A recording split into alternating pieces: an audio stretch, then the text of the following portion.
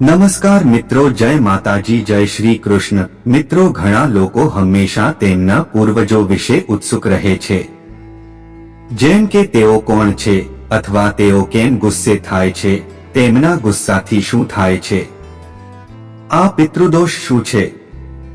જો આપણા પૂર્વજો આપણાથી નારાજ હોય તો આપણને કેવી રીતે ખબર પડે કે તેઓ આપણાથી નારાજ છે, અને જો તેઓ નારાજ છે તો આપણે તેમને કેવી રીતે રાજી કરી શકીએ વગેરે। પિતૃઓ આપણા પૂર્વજ છે જેનું ઋણ આપણા ઉપર છે, કારણ કે તેમને કોઈને કોઈ ઉપકાર આપણા જીવન પર કર્યો હોય છે। મનુષ્યલોકથી ઉપર પિતૃલોક છે, પિતૃલોકની ઉપર સૂર્યલોક છે અને તેની ઉપર સ્વર્ગલોક છે। આત્મા પૂર્વ જગતમાં જાય છે। નિષ્ણાતો કહે છે કે ધાર્મિક ગ્રંથો અનુસાર જ્યારે આત્મા શરીર છોડ્યા પછી સૌથી પહેલા ઉપર આવે છે ત્યારે તે પિતૃલોકમાં જાય છે। આપણા પૂર્વજો ત્યાં જોવા મળે છે। જો તે આત્માને પુણ્ય કાર્યો કર્યા હોય તો આપણા પૂર્વજો પણ તેને વંદન કરે છે અને પોતાને ધન્ય માને છે કે આ વિશેષ આત્માએ આપણા પરિવારમાં જન્મ લઈને આપણને આશીર્વાદ આપ્યા છે। આનાથી આગળ આત્મા તેના ગુણના આધારે સૂર્યલોક તરફ ગતિ કરે છે। જો આત્મા વધુ ગુણોવાળો હોય તો તે આત્મા સૂર્યલોકમાંથી સ્વર્ગલોકમાં જાય છે, પરંતુ કરોડોમાં પણ કદાચ એક જ આત્મા ભગવાનમાં ભળી જાય છે, જેને ફરીથી જન્મ લેવો પડતો નથી, એટલે કે તેને મોક્ષ મળે છે। માનવ જગત અને પૂર્વજોની દુનિયામાં અનેક આત્માઓ પોતાની ઈચ્છા અને આસક્તિને કારણે પોતાના પરિવારમાં ફરી જન્મ લે છે। પિતૃઓના 5 ઋણથી મુક્ત હશો તો જ સુખ મળશે। તમારા પૂર્વજોની નારાજગીને આ રીતે ઓળખો। નારાયણબલી અને નાગબલીની વિધિ કેમ જરૂરી છે? પિતૃદોષ શું છે?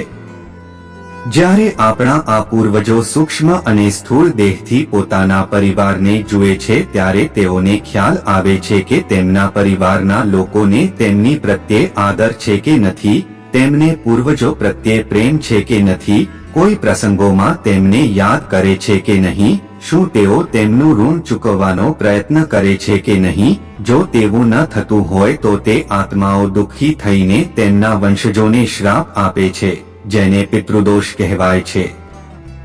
પિતૃદોષ પૂર્વજોના ક્રોધને કારણે।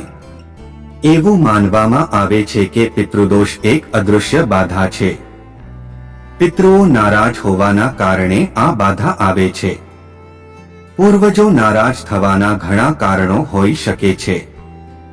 તમારા આચરણ, પરિવારના કોઈ સભ્ય દ્વારા થયેલી ભૂલ, શ્રાદ્ધ ન કરવું વગેરે, અંતિમ સંસ્કારમાં કોઈ ભૂલ વગેરેને કારણે પણ તે થઈ શકે છે। પિતૃદોષને કારણે કઈ કઈ સમસ્યાઓ થાય છે? આ સિવાય માનસિક હતાશા, ધંધામાં નુકસાન, મહેનત પ્રમાણે પરિણામ ન મળવું, લગ્ન કે દાંપત્ય જીવનમાં સમસ્યાઓ, કરિયરમાં સમસ્યાઓ કે ટૂંકમાં વ્યક્તિ અને તેના પરિવારને જીવનના દરેક ક્ષેત્રમાં અવરોધોનો સામનો કરવો પડે છે। પિતૃદોષના કારણે ગ્રહોની સ્થિતિ, સંક્રમણ અને સ્થિતિઓ હોય તો પણ શુભ ફળ પ્રાપ્ત થતું નથી। દેવી દેવતાઓની ગમે તેટલી પૂજા કરવામાં આવે તો પણ પૂર્ણ શુભ ફળ પ્રાપ્ત થતું નથી। મિત્રો, પિતૃદોષ બે રીતે અસર કરે છે। એક, અધોગતિવાળા પૂર્વજોના કારણે। 2, ઉર્ધ્વગતિવાળા પૂર્વજોના કારણે। અધોગતિવાળા પૂર્વજોની ખામીના મુખ્ય કારણોમાં પરિવારના સભ્યોનું ખોટું વર્તન, અતૃપ્ત ઈચ્છાઓ, મિલકત પ્રત્યે લગાવ અને ખોટા લોકો દ્વારા તેનો ઉપભોગ, લગ્નમાં પરિવારના સભ્યોના ખોટા નિર્ણય, પરિવારમાં કોઈ પ્રિય વ્યક્તિ હોય તો પૂર્વજો ગુસ્સે થઈ જાય છે। જ્યારે તેઓ જાય છે ત્યારે તેઓ તેમના પરિવારના સભ્યોને શાપ આપે છે અને તેમની શક્તિથી નકારાત્મક પરિણામો આપે છે। સામાન્ય રીતે ઉર્ધ્વગામી પિતૃઓ પિતૃદોષ પેદા કરતા નથી, પરંતુ જો તેમનું કોઈ રીતે અપમાન થાય અથવા કુટુંબના પરંપરાગત રિવાજોનું પાલન ન થાય તો પિતૃદોષનું કારણ બને છે। તેમના દ્વારા ઉત્પન્ન પિતૃદોષના કારણે વ્યક્તિની શારીરિક અને આધ્યાત્મિક પ્રગતિમાં સંપૂર્ણ રીતે અવરોધ આવે છે। ગમે તેટલા પ્રયત્નો કરવામાં આવે, ગમે તેટલી પ્રાર્થના કરવામાં આવે, આ પિતૃદોષ તેમના કોઈ પણ કાર્યને સફળ થવા દેતો નથી. પિતૃદોષથી છુટકારો મેળવવા માટે સૌથી પહેલા એ જાણવું જરૂરી છે કે કયા ગ્રહના કારણે અને કયા પ્રકારનો પિતૃદોષ ઉત્પન્ન થઈ રહ્યો છે. જન્મપત્રિકા અને પિતૃદોષ. જન્મપત્રિકામાં પિતૃદોષને લગ્ન 5મા, 8મા અને 12મા ઘરમાંથી ગણવામાં આવે છે.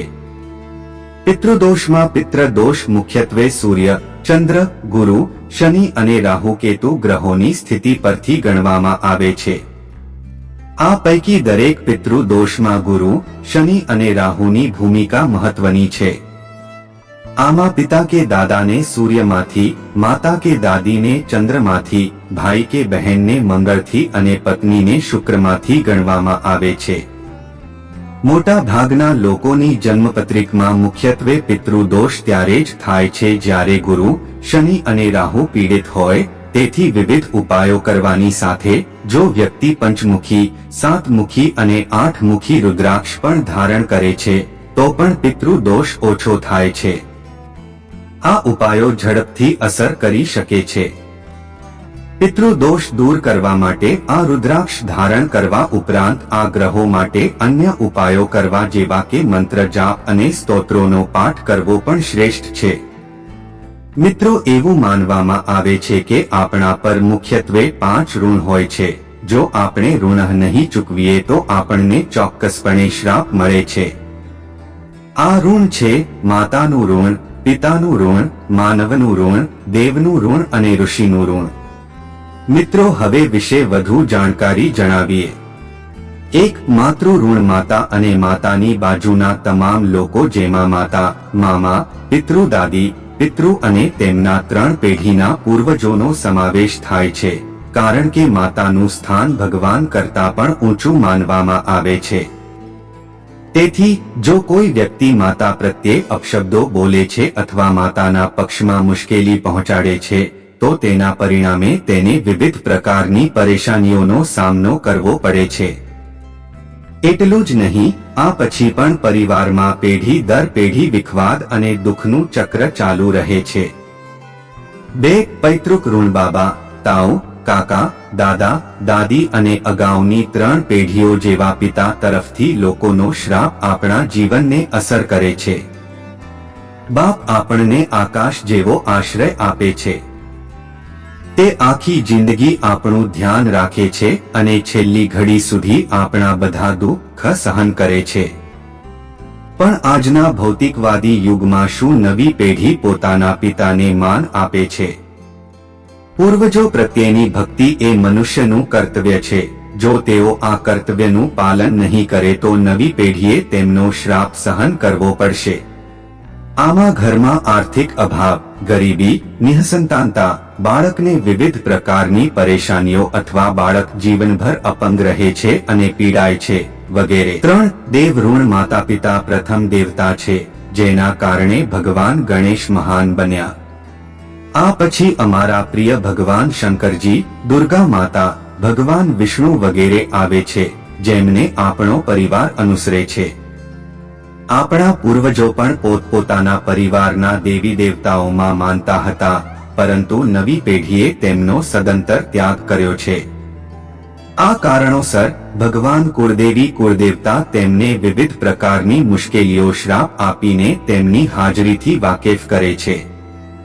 4 ઋષિ ઋણ. નવી પેઢી તેમના નામો ઋષિઓના નામ સાથે જોડવામાં અટકાય છે જેમના ગોત્રમાં તેઓ જન્મ્યા હતા અને જેમનો વંશ વધ્યો હતો. તેમના ઋષિઓ તર્પણ વગેરે કરતા નથી. આ કારણથી તેમના ઘરમાં કોઈ શુભ કાર્ય કરવામાં આવતું નથી. તેથી તેમનો શ્રાપ પેઢી દર પેઢી મળતો રહે છે. 5 માનવ ઋણ. આપણા માતા પિતા સિવાય અન્ય મનુષ્યો કે જેમણે આપણને પ્રેમ કર્યો, આપણી કાળજી લીધી, આપણી સંભાળ લીધી, અમને સમયાંતરે મદદ કરી, ગાય વગેરે જેવા પ્રાણીઓનું દૂધ પીધું. ઘણા મનુષ્યો, પ્રાણીઓ, પક્ષીઓ જેઓ પ્રત્યક્ષ કે આડકતરી રીતે આપણને મદદ કરી છે તેમનું ઋણ પણ આપણા પર થયું હોય છે. પરંતુ આજકાલ લોકો ગરીબ, લાચાર અને નિરાધાર લોકોની સંપત્તિ હીનવીને વધુ ગર્વ અનુભવે છે. આ કારણોસર એવું જોવામાં આવ્યું છે કે આવા લોકોનો આખો પરિવાર જીવનભર સ્થિર થઈ શકતો નથી. નિઃસંતાનતા, બાળકો ખરાબ સંગતમાં પડવા, પરિવારના સભ્યો એકબીજામાં સંવાદિતા જાળવી શકતા નથી, પરિવારના સભ્યો કોઈ અસાધ્ય રોગથી પીડાતા હોય વગેરે જેવી સમસ્યાઓ તે પરિવારમાં ઊભી થાય છે. આવા કુટુંબને પિતૃદોષ અથવા શ્રાપિત કુટુંબ કહેવાય છે.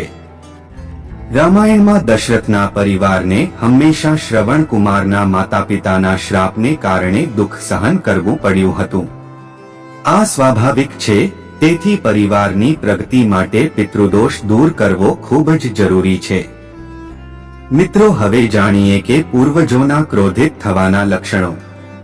ક્રોધિત પૂર્વજોના કેટલાક અસામાન્ય લક્ષણો આ મુજબ ગણવામાં આવે છે.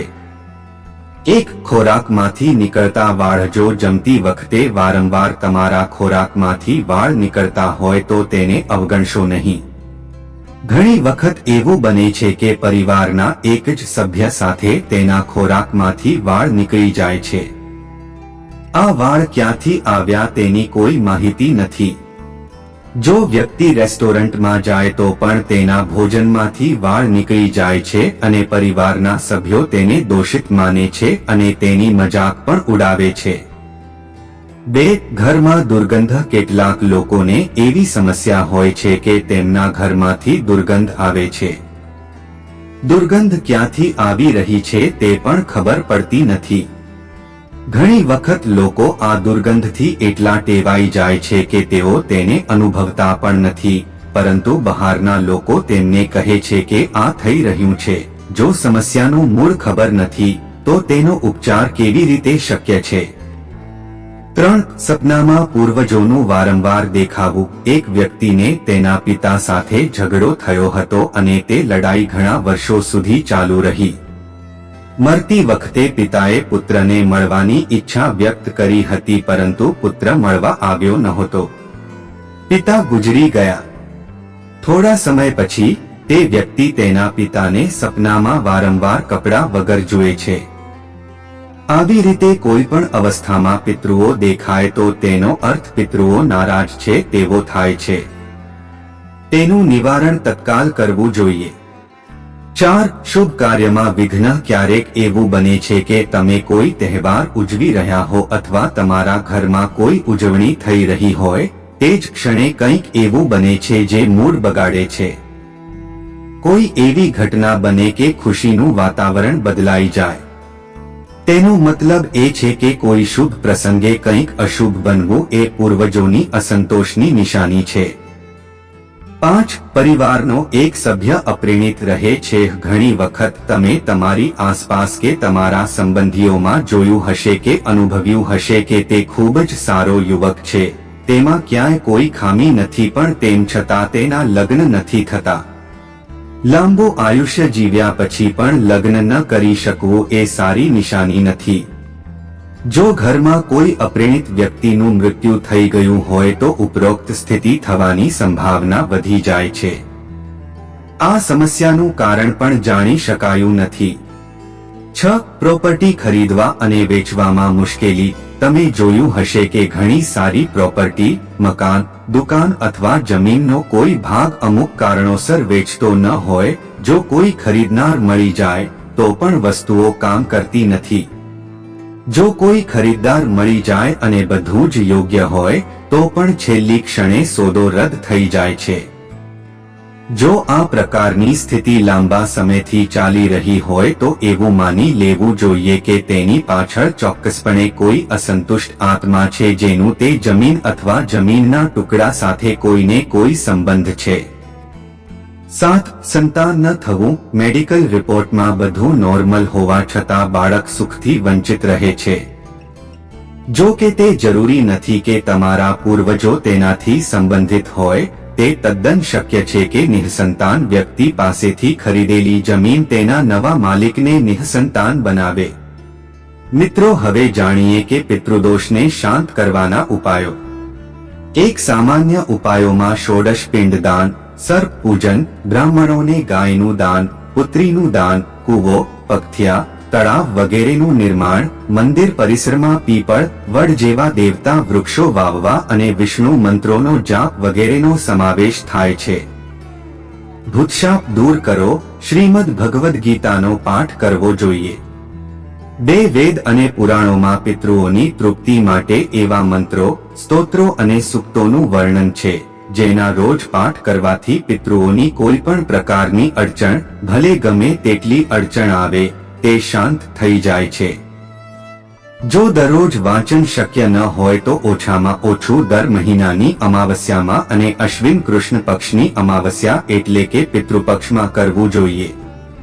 વાસ્તવમાં જન્મકુંડળીમાં પિતૃદોષના પ્રકાર પ્રમાણે પિતૃદોષ શાંતિ કરાવવી સારી રહેશે. 3 ભગવાન ભોલેનાથના ચિત્ર કે પ્રતિમાની સામે બેસીને અથવા ઘરમાં ભગવાન ભોલેનાથનું ધ્યાન કરવાથી અને નીચે આપેલા મંત્રની એક માળાનો દરરોજ જાપ કરવાથી તમામ પ્રકારના પિતૃદોષ, પરેશાનીઓ, વિઘ્નો વગેરે શાંત થાય છે અને શુભની પ્રાપ્તિ થાય છે. તમે સવારે કે સાંજે ગમે ત્યારે મંત્રનો જાપ કરી શકો છો. મંત્ર ઓમ તત્પુરુષાય વિદ્મહે મહાદેવાય ચ ધીમહિ તન્નો રુદ્રઃ પ્રચોદયાત. 4 અમાવસ્યાના દિવસે પિતૃઓ માટે પવિત્ર બનાવેલું ભોજન અને ગાયને ચોખા, ઘી અને રોટલી ખવડાવવાથી પિતૃદોષની શાંતિ થાય છે. 5 પૂર્વજો પોતાના માતા પિતા, વડીલોનું સન્માન કરીને, તમામ મહિલાઓનું સન્માન કરીને અને તેમની જરૂરિયાતો પૂરી કરીને હંમેશા ખુશ રહે છે. 6 પિતૃદોષના કારણે બાળકોની પરેશાનીઓ દૂર કરવા માટે હરિવંશ પુરાણ સાંભળો અથવા નિયમિત રીતે તેનો પાઠ કરો. 7 દરરોજ દુર્ગા સપ્તશતી અથવા સુંદરકાંડનો પાઠ કરવાથી પણ આ દોષ ઓછો થાય છે. 8 સૂર્ય પિતા છે તેથી તાંબાના વાસણમાં પાણી ભરીને તેમાં લાલ ફૂલ, લાલ ચંદનનો પાવડર, રોલી વગેરે નાખીને સૂર્યદેવને અર્ઘ્ય અર્પિત કરવા અને 11 વાર ઓમ ઘૃણી સૂર્યાય નમઃ મંત્રનો જાપ કરવાથી પિતૃઓની પ્રાપ્તિ થશે. ખુશ છે અને તેમની ઊભી હિલચાલ છે.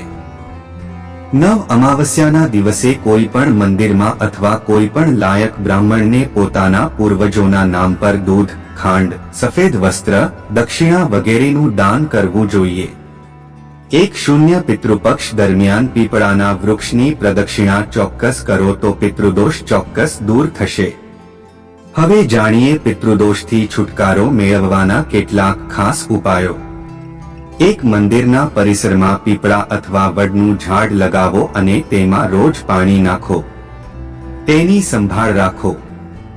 જેમ જેમ વૃક્ષ વધે છે અને ખીલે છે તેમ તેમ પિતૃદોષ દૂર થશે, કારણ કે આ વૃક્ષો પર તમામ દેવી દેવતાઓ, અન્ય જાતિઓ, પૂર્વજો વગેરેનો વાસ છે. 2 જો તમે કોઈનો અધિકાર છીનવી લીધો છે અથવા કોઈ અસહાય વ્યક્તિના પૈસા અને સંપત્તિ છીનવી લીધી છે તો તેનો અધિકાર અથવા સંપત્તિ તેને ચોક્કસપણે પરત કરો. 3 પિતૃદોષથી પીડિત વ્યક્તિએ 1 અમાવસ્યાથી બીજી અમાવસ્યા સુધી એટલે કે 1 મહિના સુધી સૂર્યોદય સમયે પીપળના ઝાડ નીચે શુદ્ધ ઘીનો દીવો કરવો જોઈએ. આ ક્રમ તોડવો જોઈએ નહીં. 4 જો ઘરમાં કૂવો હોય અથવા પીવાનું પાણી રાખવાની જગ્યા હોય તો તે જગ્યાની પવિત્રતાનું ખાસ ધ્યાન રાખવું, કારણ કે તે પિતૃસ્થાન માનવામાં આવે છે. આ સિવાય પ્રાણીઓ માટે પીવાનું પાણી ભરવું અને પાણીની કુંડીઓ લગાવવી અથવા રખડતા કૂતરાઓને જલેબી ખવડાવવાથી પણ શાંતિ થાય છે. 5 પિતૃદોષના કારણે ઘણી તકલીફ હોય, સંતાનની ખોટ કે સંતાનને કોઈ તકલીફ હોય તો કોઈ શુભ સમયે તમારા પૂર્વજોને પ્રણામ કરો અને તેમની પાસે વ્રત માટે પ્રાર્થના કરો અને કોઈ પણ અપરાધની ક્ષમા માંગો. તમે જાણતા જાણતા કરો છો. ત્યારબાદ ઘરે અથવા શિવ મંદિરમાં પિતૃ ગાયત્રી મંત્રનો 1.25 લાખ રીતે જાપ કરો. જાપ કર્યા પછી, દશાંશ હવન કર્યા પછી પૂર્વજોને તેનું સંપૂર્ણ ફળ મળે એવી પ્રતિજ્ઞા લો. આ કરવાથી પિતૃઓ ખૂબ પ્રસન્ન થાય છે, કારણ કે તમે તેમના મોક્ષનો માર્ગ મોકળો કર્યો છે. 6 પિતૃદોષને શાંત કરવા માટેનો ઉપાય ખૂબ જ અસરકારક સાબિત થયો છે અને તેના પરિણામો પણ સાબિત થયા છે. ગરીબની દીકરીના લગ્નમાં છુપી રીતે અથવા સીધી રીતે આર્થિક મદદ કરવી તેનો ઉકેલ છે. આ સહકાર પૂરા દિલથી હોવો જોઈએ, માત્ર દેખાડો કરવા કે બડાઈ મારવા માટે નહીં. પૂર્વજો આનાથી અત્યંત પ્રસન્ન થાય છે, કારણ કે આના પરિણામે પ્રાપ્ત થયેલ પુણ્ય ફળ પૂર્વજોને શક્તિ અને ગતિ આપે છે, જેના કારણે તેઓ ઉર્ધ્વલોક તરફ પ્રયાણ કરે છે અને પુણ્યલોકોમાં પહોંચે છે. 7 જો કોઈ વિશેષ ઈચ્છાને કારણે પરિવારના કોઈ સભ્યની આત્મા પિતૃદોષ ઉત્પન્ન કરે છે તો આવી સ્થિતિમાં વ્યક્તિએ આસક્તિ છોડી દેવી જોઈએ અને તેના મોક્ષ માટે ગજેન્દ્ર મોક્ષ સ્તોત્રનો પાઠ કરવો જોઈએ. 8 પિતૃદોષ દૂર કરવા માટે ખૂબ જ સરળ ઉપાય. માટે સંબંધિત વ્યક્તિએ પિતૃ પક્ષ દરમિયાન પોતાના ઘરના ઉત્તર પશ્ચિમ ખૂણામાં રોજ સરખા પ્રમાણમાં સરસવનું તેલ અગર તેલમાં મિક્સ કરીને દીવો પ્રગટાવવો જોઈએ. દીવો પિત્તળનો બનેલો હોય તો સારું. દરરોજ ઓછામાં ઓછા 10 મિનિટ સુધી દીવો પ્રગટાવવો જરૂરી છે. આ ઉપાયો સિવાય વર્ષની દરેક અમાસ પર બપોરે ગુગળનો ધુમાડો આખા ઘરમાં ફેરવવો, સાંજે અંધારું થયા પછી પિતૃઓ માટે શુદ્ધ ભોજન બનાવવું, સાડીની સામગ્રી એક વાસણમાં ભરીને બાવળના ઝાડ પાસે રાખવી અથવા પીપળા અથવા વડના ઝાડને ઝાડીમાં રાખો અને પાછા આવો. પાછળ વળીને જોશો નહીં. રોજ તમારા ઘરમાં દેશી કપૂર રાખો. આ કેટલાક ઉપાય છે જે સરળ અને અસરકારક બંને છે. આ કરવાથી દરેક વ્યક્તિ પિતૃદોષથી સરળતાથી છુટકારો મેળવી શકે છે. પરંતુ કોઈ પણ પ્રયોગની સફળતા તમારા પૂર્વજો પ્રત્યેની તમારી આદર પર આધારિત છે. પિતૃદોષથી છુટકારો મેળવવા કરો ખાસ ઉપાય. નારાયણબલી નાગબલી. ઘણીવાર આપણે જોઈએ છીએ કે ઘણા લોકોના જીવનમાં સમસ્યાઓનો ક્યારેય અંત આવતો નથી. તેઓ ગમે તેટલો સમય અને પૈસા ખર્ચે તો પણ કામ સફળ થતું નથી.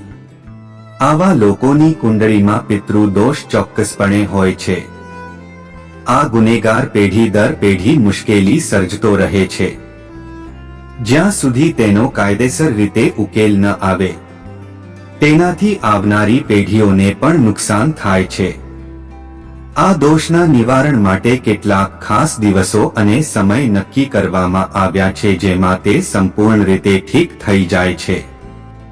શ્રાદ્ધ પક્ષ એકમાત્ર એવો પ્રસંગ છે જ્યારે વ્યક્તિ પિતૃદોષમાંથી મુક્તિ મેળવી શકે છે. આ દોષને દૂર કરવા માટે શાસ્ત્રોમાં નારાયણબલીની પદ્ધતિ જણાવવામાં આવી છે. એ જ રીતે સાપની બલિદાન પણ થાય છે. નારાયણબલી અને નાગબલી શું છે?